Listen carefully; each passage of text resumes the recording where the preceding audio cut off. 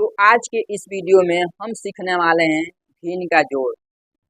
तो चलिए आज हम भिन्न का जोड़ आपको सिखाते हैं पूरे सिंपल और साधारण तरीके से। तो यहाँ पर देखिए हमने दो सवाल लिए हैं और इन दोनों सवाल को आपको हम पूरे सिंपल से सिंपल तरीके से हम बताने का प्रयास करेंगे तो आपको पूरे अच्छे से समझ में आ जाए। ठीक है, तो चलिए हमने यहाँ पर एक सवाल लिया यानी 32/12 प्लस 85/12 और दूसरा सवाल क्या है 58/13 प्लस 76/26।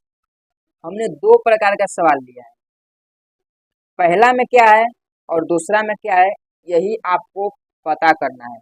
चलिए यहाँ पर हम आपको सिखाते हैं पूरे साधारण तरीके से। तो देखिए पहले नंबर तो हम यहाँ पर हल लिख लेते हैं और इसके बाद ये सवाल को उतार लेते हैं। यानी 32/12 प्लस 85/12। ठीक है, देखिए इसमें हमारा क्या है, तो जो ये 85 है इसको हम अंश बोलेंगे। क्या बोलेंगे? अंश। और जो ये 12 है इसको हम हर बोलेंगे। ठीक है, यानी आपको पता होना चाहिए तो जो बटे का ऊपर वाला संख्या रहता है उसको हम अंश बोलते हैं और जो बटे का नीचे वाला संख्या रहता है उसको हम हर बोलते हैं। ठीक है, तो चलिए यहाँ पर देखिए हमें करना क्या है, तो यहाँ पर हमें इस हर का एलसीएम यानी लासा लेना है। ठीक है, तो अगर हमारा हर सामान्य रहे तो यहाँ पर हमें लासा लेना का जरूरत ही नहीं है।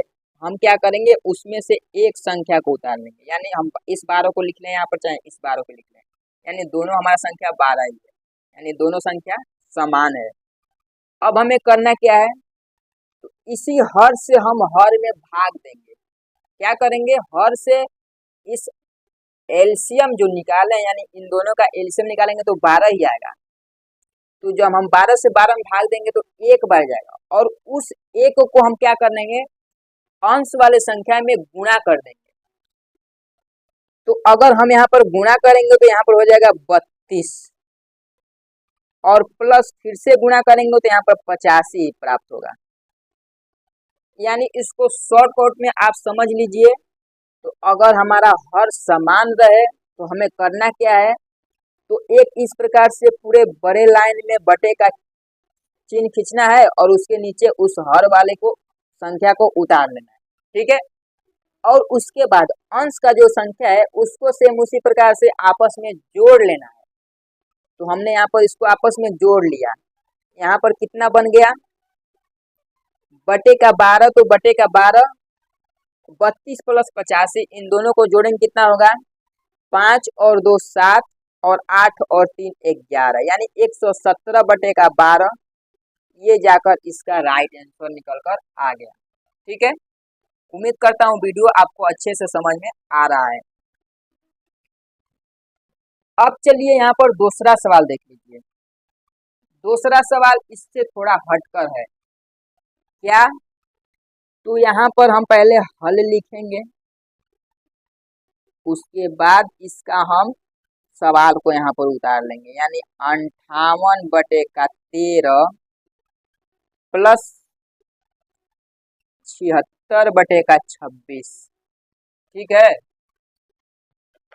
चलिए अब इसको सॉल्व करते हैं। ऊपर वाले को हम अंश ही बोलेंगे, ये हमें हमेशा लिखना पड़ेगा, हमेशा समझना पड़ेगा।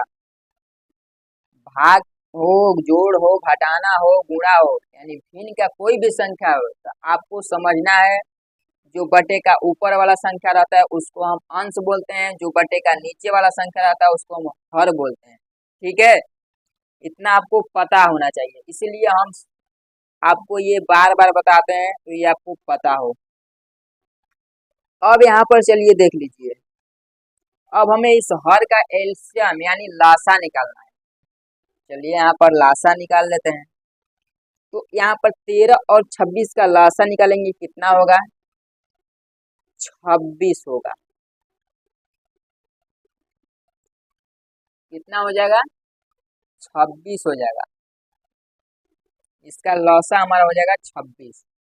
अब इस 13 से चलिए 26 में भाग दीजिए। आपको हम बताए ही हैं, तो जो हर है इस हर से हमें इस लौसा में भाग देना, यानी एलसीएम में भाग देना पड़ता है। तो हम 13 से 26 में भाग देंगे, कितने बार जाएगा? 13 दूना के 26, 2 बार गया। और इसी 2 को हमें अंश वाले संख्या में गुणा कर देना है।